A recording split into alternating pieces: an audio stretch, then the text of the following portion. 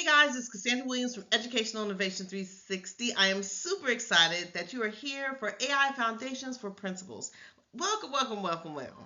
So, I know you're here. You're beginning this 4-week journey to understand how we can implement AI into our schools and kind of really push leadership to where we want it to go.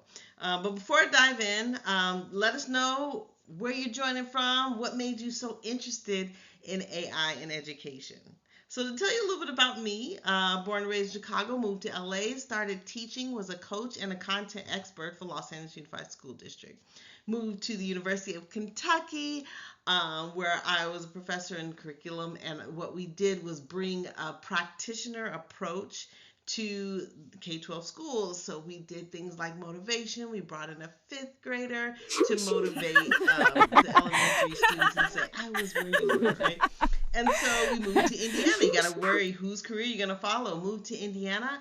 I opened 2 elementary schools in Indianapolis, which are still thriving today off of the curriculum that I created. I was chair of Africana Studies, and I worked in the College of Education, really nurturing new teachers. And that's what brought me here today. In 2016, I opened up a company, Educational Innovation 360, where I help support teachers in the classroom using video coaching and principals to excel and to promote great innovative strategies. So I hope you enjoy this. I wrote this with the thought of we need to do something to kind of just inform principals of what's going on with AI, and make sure you download either Chat, Claude, or whatever you're using for AI. Notebook LM is going to be one of those things that we talk about, and Gamma is going to be a tool that we use today. So make sure you download that. So we are here to talk about your AI journey. This is going to be the roadmap for our 4 weeks. First, we'll start with our foundations, right? Why does AI matter? Why is it important? Why now? Then we'll move into practical tools. I will share a couple of tools in this first section. This next section, I'll talk about images, video, we'll talk about some other tools and strategic implementation, and then eventually go on to ethical leadership and equity, talking about the future of education. So I want to know now, what are you using? Either ChatGPT, Claude, Gemini, what are you using these tools for? And how have they helped you make gains in your K-12 system? Now make sure you watch the video. But I know as leaders and principals, we juggle so much from staff morale, student outcomes, and even thinking about compliance and then ethics and bias, all the things that we need to think about as leaders. But AI can actually support you in automating repetitive tasks and helping free up your time. I always like to say, before we dive into AI, how are we making those smart goals around AI before we dive into the tool that will help us with our leadership? Whether it be instructional leaders, leadership that we need support in, tying things to standards automatically, or whether it just be, teacher observations. So thinking about how can we use the tool to infuse into our daily day, into our school day. Another thing I Bill want you Gates, to you've talk been on about, to this think tech about, is rocket this ship for quite some time. In the transformative movement 70s and that we're in 80s, right now. and even We are before, you were looking at bringing us AI in all computers. the And then in the components, from 90s, we had the personalized learning internet. paths for our And students now I'm just to wondering how you identify think some of this the gaps AI that we moment see in our stacks up to K-12 where we've students, been to where we are right talking now. about feedback, AI even is going to looking at our have more assessments impact as well as our than even MTSS systems that the we have in personal place. computer, the This is phone, the also a tool internet. to You help know, in fact, it empower builds on those educators to help things them in this save phenomenal time and to way. But decrease this the is the burnout for our biggest teachers. And technical we want advance of to my make lifetime. education more accessible. So thinking about what are the tools that are out there that will help, even thinking about tutoring some of our students. And so, of course, the Dewey quote is crucial. If we teach students today, as we did tomorrow, we rob them of yesterday as we will rob them of tomorrow, right? And so I move from a lens in, we have to think about what is the future for our students. And so when we think about AI infused in everything we do for the future. It will be infused in teaching, the management of our systems, the personalized learning paths that we will have, and then thinking about what does our automation look like and scoring look like in our classes that will help our teachers, it will help our staff, and it will help, of course, our students. So that brings me to who are our students, right? Who is Gen Alpha? Before we do that, just take a look at where do you fall in, right? Are you the boomers, right? Are you Gen X, Y, Z? But here is kind of where we are at. And so looking at Gen Alpha, right, the generation Alpha, those born after 2010. Now, I got this from Mark Crandall's research, which is amazing. He does a great job with predicting, and he actually, I think, coined the term Generation Alpha. So these are our students, right, at the bottom that are born after 2010, which have the most tech enriched. They're the most tech enriched generation, right? And they will likely to have at least 18 jobs across 6 careers, right? So our students, we have to prepare them. We have to be flexible and creative and help them with, solving, problems and, just not just test takers, right? So thinking Gen Z, born between 95 and 2019, and thinking about the Gen Alpha, they will be shaped by factors like AI, and of course, we need to support them to become these lifelong learners to navigate this different generation. So I download this slide because it is so powerful to talk about Mark Crandall's research, McCrandall's research. It really talks about like our students that are in our classrooms now and their lifestyle, right? They don't want us to kind of embrace their culture. They're just kind of looking for just understanding and respect. And many times, if we are less transparent, they will notice that. They're also, they're communicating. The way we're reaching out is so different. So understanding their communication style really helps us really support it. So really thinking of, we have moved from a teacher centric, which is kind of traditional, right? The lecture, to curriculum targeted. That's definitely focused on assessment and statewide testing, to now learner focus, which now be due to AI. We can have responsive curriculum tied to each individual learning styles and each individual needs. So I think this generation right here has kind of moved from classes to kind of individualized learning plans for each student, right? So the shift is kind of coming into the system, and educators are either responding to the times, responding to the needs, responding to learners, or kind of hands off and hoping that AI goes away. So let's kind of dig a little into it. What is AI? I want you to understand the language behind it. So we think AI, we think computer systems that perform tasks requiring human intelligence, right? So we have this idea, the idea is drawn out, and then the collaborative task of patterns and our imagination evolves with it. So that's kind of how we started.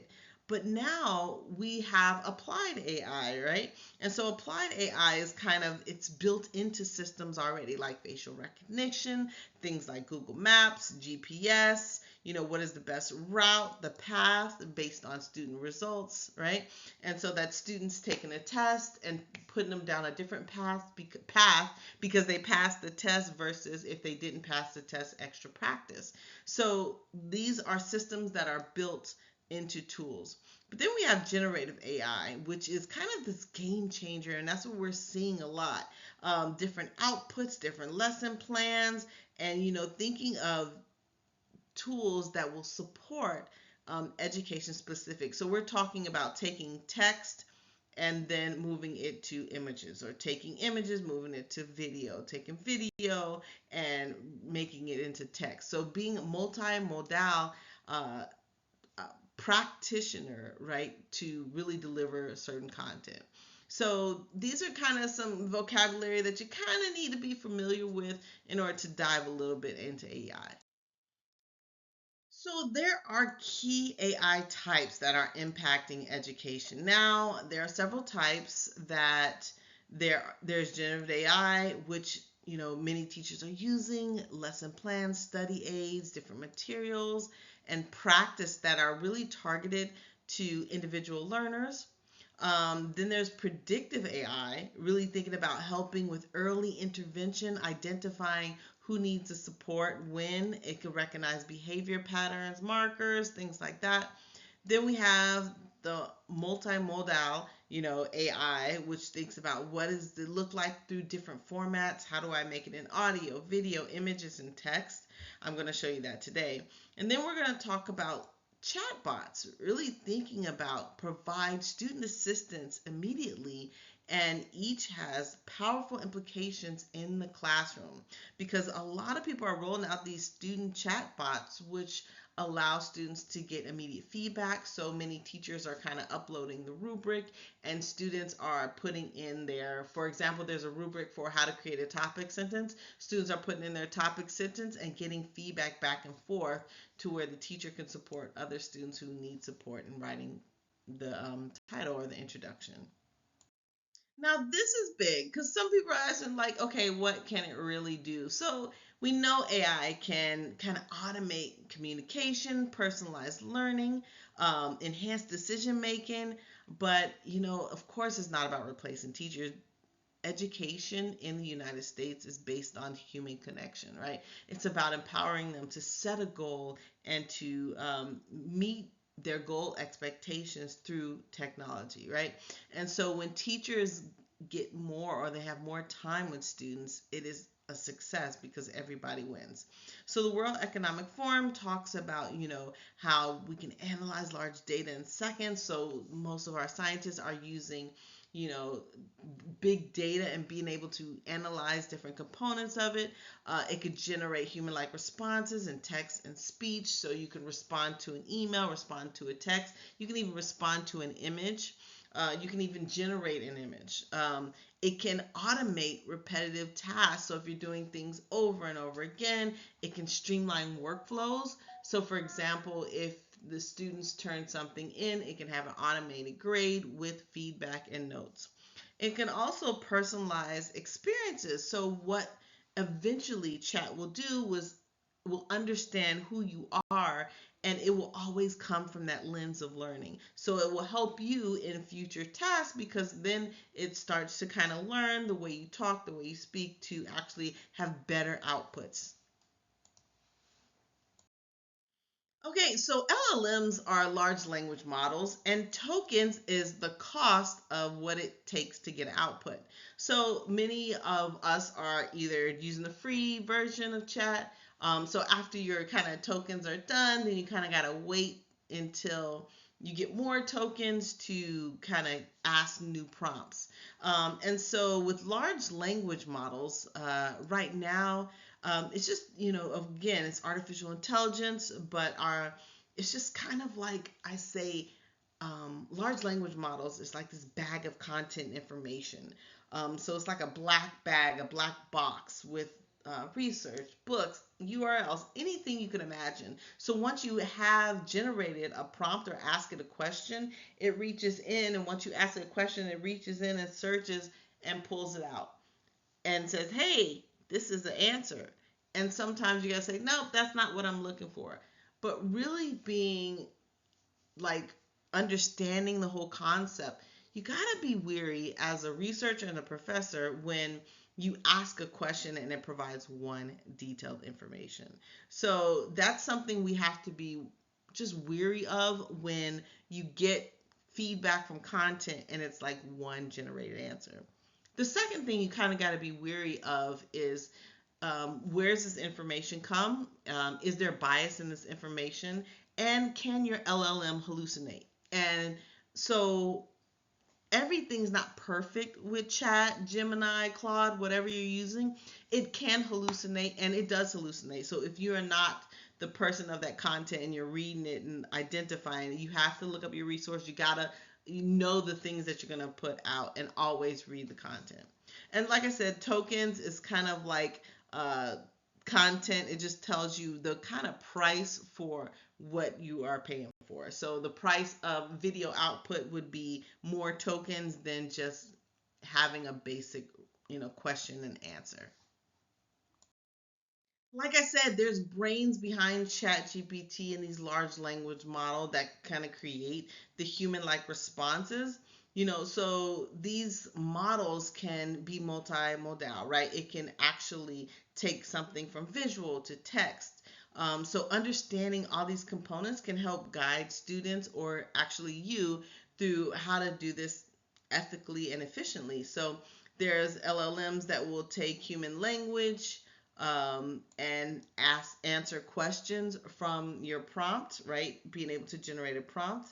There is speak to text. You can speak something and it comes to, you can create a video off of your auditory language. You can have speech models that generate to video or text.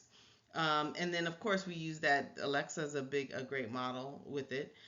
We also have other models, recommended models. So it's kind of a predictor model. So when you go on Netflix and then you're kind of identifying, what do I want to watch? They have suggested videos based off of your previous watching.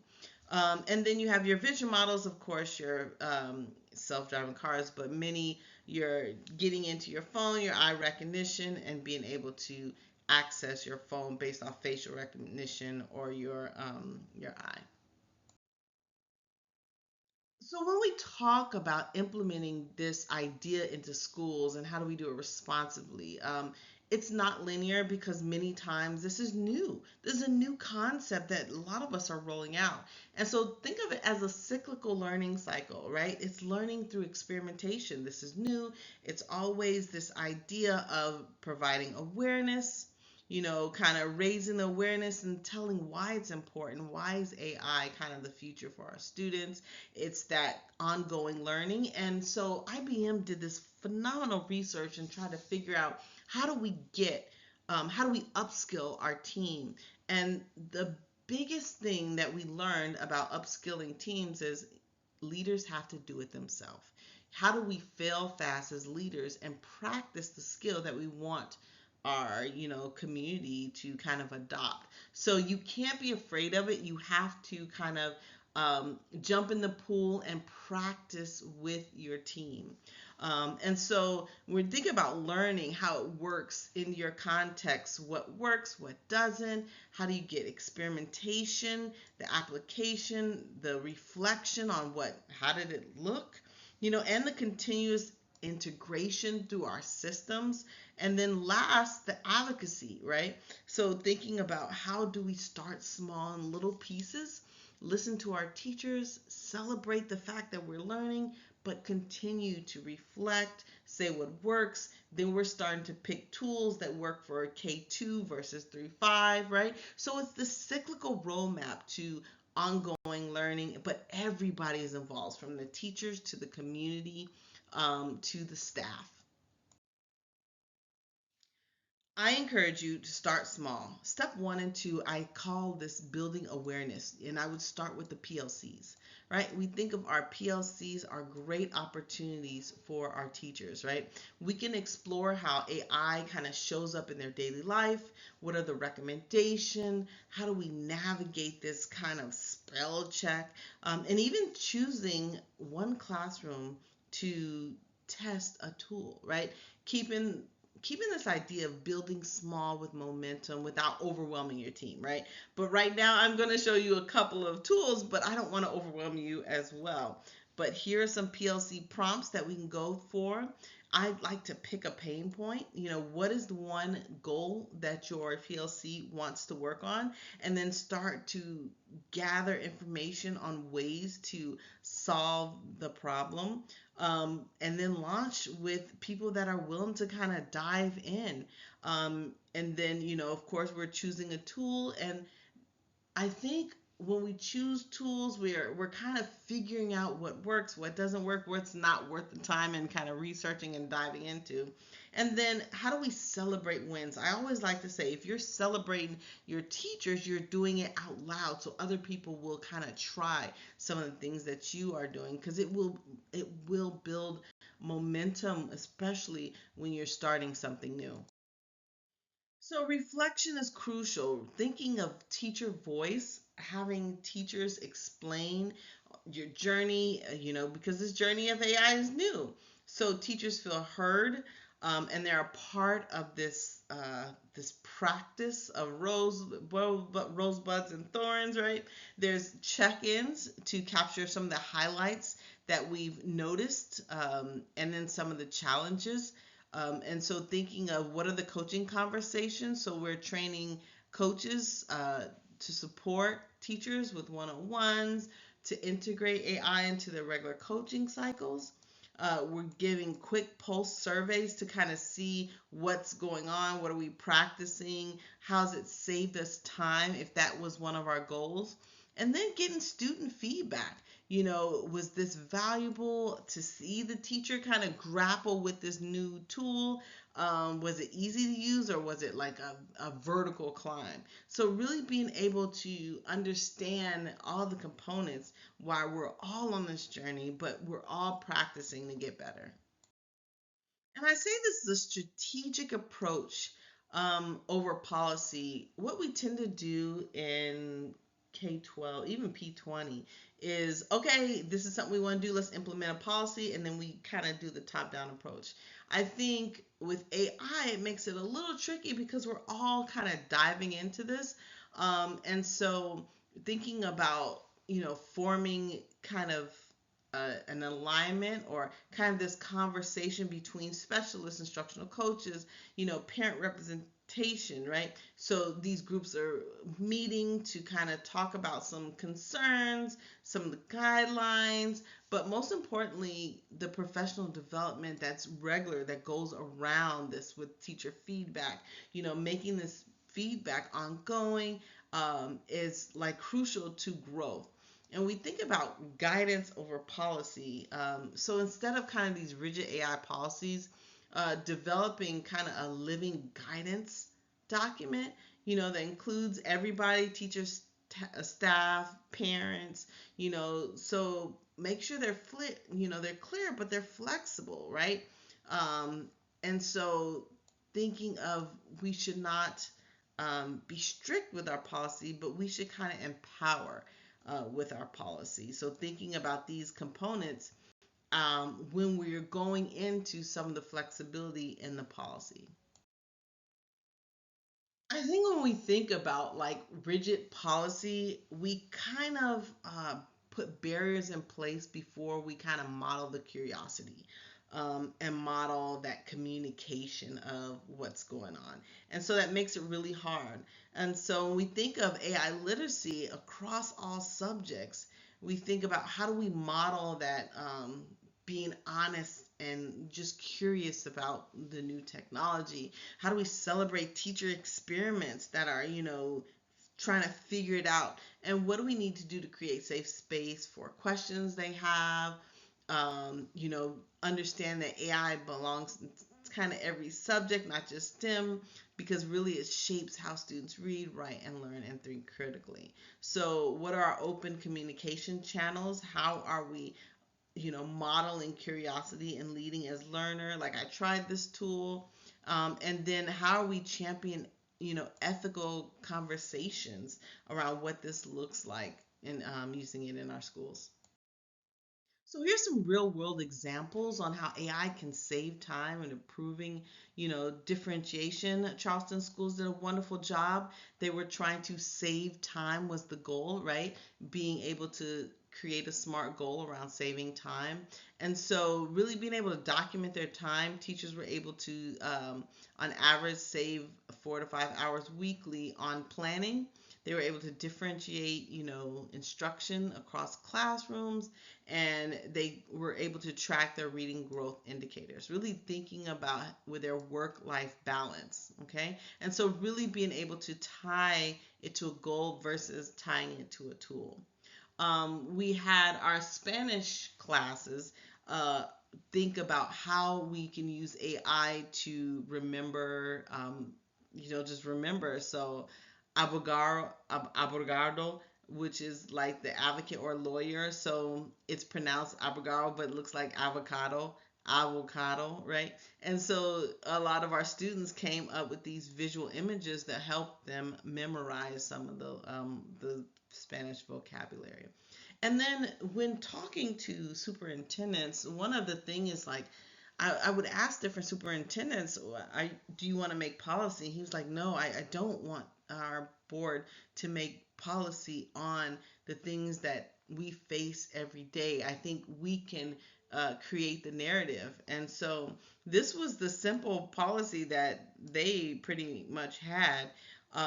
And we were kind of using that loosely until, you know, I mean, that it is just what it is, right? We're using this loosely, so we're going to find out more information. And the more we find out, the more we grow, the more we can kind of tighten the reins. But everything is usually at the school level to make sure that we have the flexibility in place to try some of these tools that we want to try.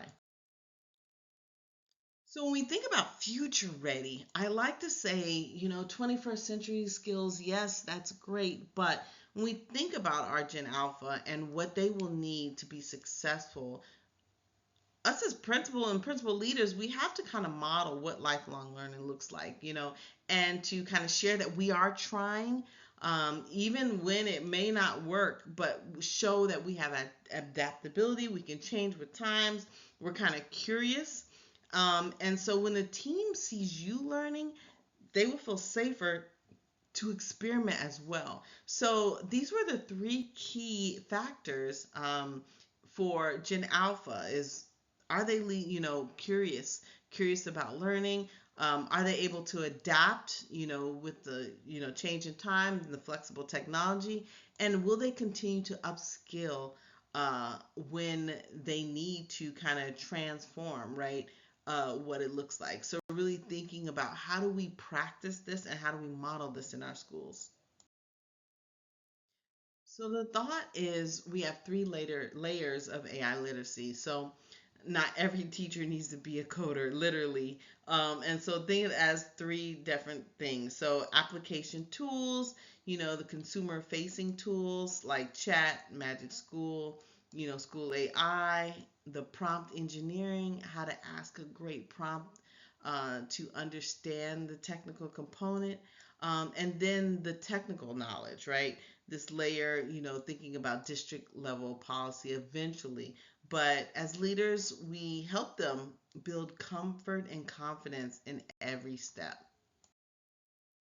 In closing the gap, really thinking about the AI future really demands new skills, critical thinking, collaboration, discernment, because you're starting to have more video content that looks really close to being real. So being able to discern real between not real, right?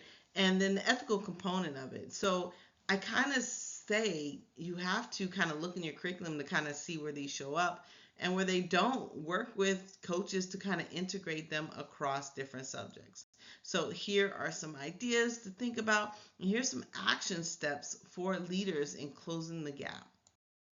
I want to put this slide in here because I want us to say, what are the risks of doing nothing?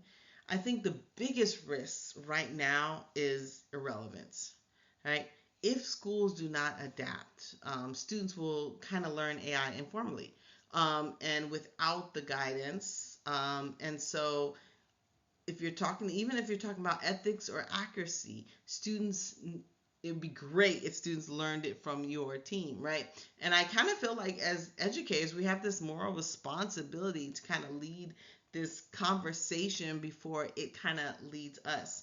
So before COVID, it was this idea of, okay, the digital divide is here. There are people who have access to technology and not. Now, we still have that divide, but it's starting to be the equity, the AI equity gap. Who has access and who is left behind, right? And so the people who are left behind have less tools at their disposal and do not know the power that AI can have to promote, students on an individual path to learning. So Holly Clark, big fan, AI infused. She does this wonderful job of talking about how do we infuse AI in the My classroom. teacher tells What me are to the stop projects using that are AI because needed? it's cheating. But when I Where ask are how I'm you supposed to now? build the Who's future without involved? it, What is your they don't have an answer. frame for They your don't even know AI how it learning works. goals? These are the questions that kind of state the path to our personalized roadmap. This kind of brings me to prompt engineering. So now that we have the back end, why it's important, why we definitely need to include it, now is how to create a great prompt. So I kind of create the system. The typical is like act as role, create the content about the topic for the audience in a certain style. So if you just ask to write a bio for me, they're gonna be like, "What? Who are you?" Right? Where's this bio coming from? So you have to give it enough content so it knows enough about you. So I kind of changed this because this is kind of, again, jargon within the AI framework, and I changed it to an educational framework. So with every AI prompt, I like to put in a lot of this content. So first I tell them, who am I? Am I a researcher? Am I a professor? Am I a 20-year marketing team? Am I, writing a book on whatever? I'm an author, right? First you got to tell them who are you? So I say, who am I? Who's the target audience? So I am a professor at Indiana University. My target audience is K-12 principals. Okay, so who am I? Who's your target audience? What, where, when, why, and then how is your tone, right? And so I say, what are you trying to create? Maybe you're creating a LinkedIn social media post, on LinkedIn, or maybe you are creating a bio for a speaker sheet. Really being able to be very specific about what you're trying to create, where, the location. Sometimes it's not important, but when I'm doing location, it's more about like sometimes I can talk to people in California. It could be in Indiana, depending if I want to find likeness. So sometimes it can be different. So I can tell the location or not, right? But when is the time frame? The time frame works when I am writing a 6 series email and spread it from June 3rd to June 15th. So now that time frame helps because it's during the summer, or it will chunk it out every 2 to 3 days. You're sending an email, 6 sequence email, right? So that's important as well. And then why stating the problem? Many times when you state the problem, it helps with the output. So I can say, I'm writing a blog for K-12 principals for a website. And I can kind of skip the other, 4 and 5, and say I'm stating the problem because principals are burnt out in October. I can put the time frame. And I can say in Indiana, but I'll just say principals are burnt out in October. And my tone, I could put professional, or I could put cite evidence or ABA citations. And my tone could be professional, it could be creative, it could be playful, it could be fun, right? Just being able to think about the tone. So I always say, who am I? Who's your audience? What, when, where, why, how, and that's the tone. So hopefully that helps you kind of remember all the components that need to be in your AI prompt. All right, so let's go ahead and go into ChatGPT, Claude, or whatever, and go ahead. So I put, as an instruction leader over 25 years, this September, give me 5 pain points for elementary principals that will resonate with them. And then so I can take that, and we're going to find what are the pain points that resonates with them. But I might say, hey,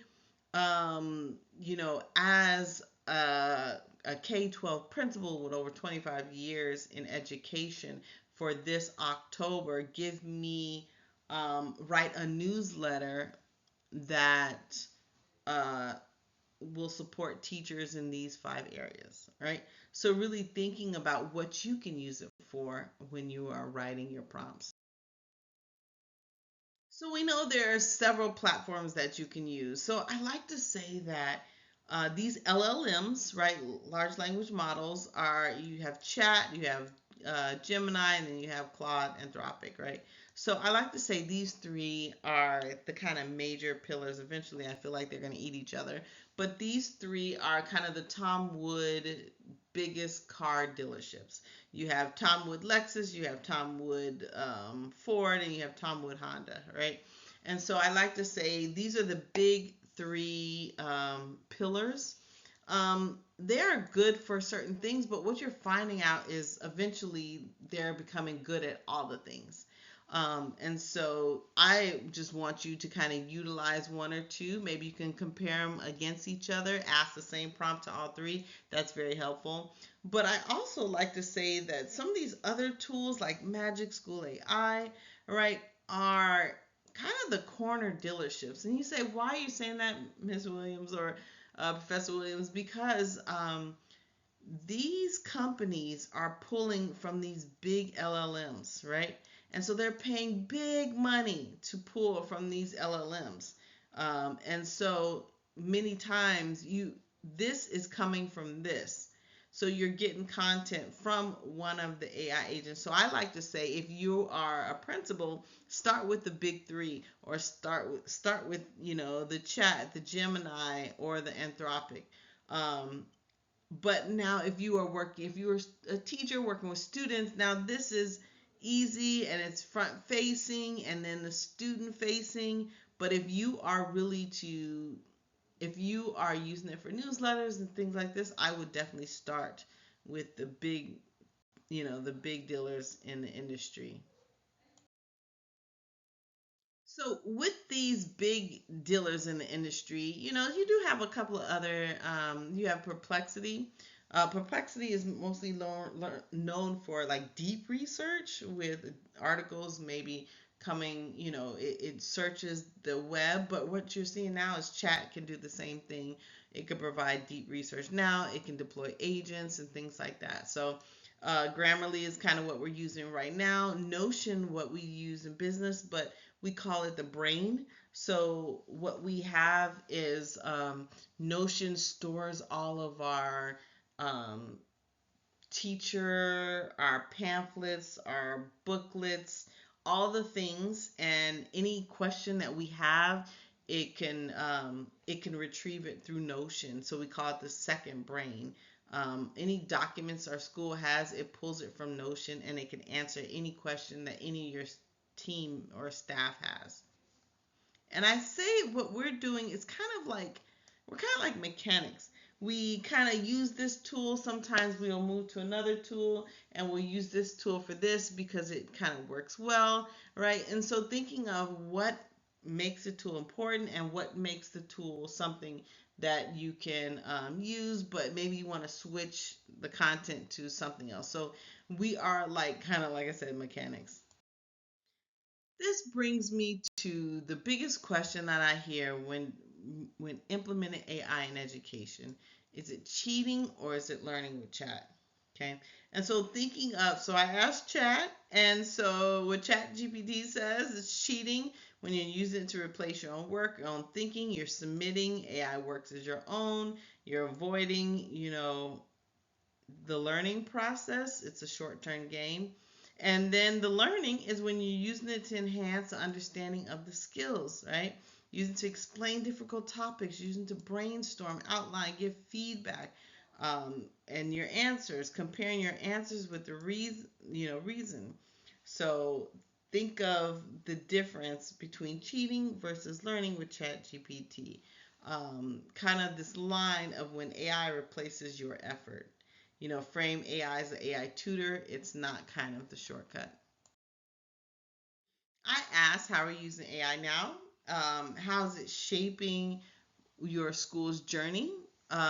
So, of course, we know artificial intelligence is already being used, but we're also seeing, kids use it as tools for creative exploration. Here's Aaron. He's doing a wonderful job with documenting some of the tools he's using in the classroom. It's used for, personalized learning.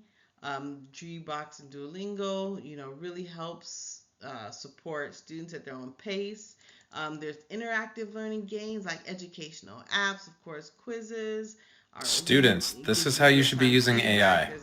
Proud teacher moment. I had a student come to me and say, I got this list of 50 words I had to study for anatomy class, quiz less than a week away. What did everybody do? They got out the note cards, they started writing them out by hand and making themselves flashcards. What did my student do? Put that list into Perplexity and said, give me simple definitions of these terms for this class.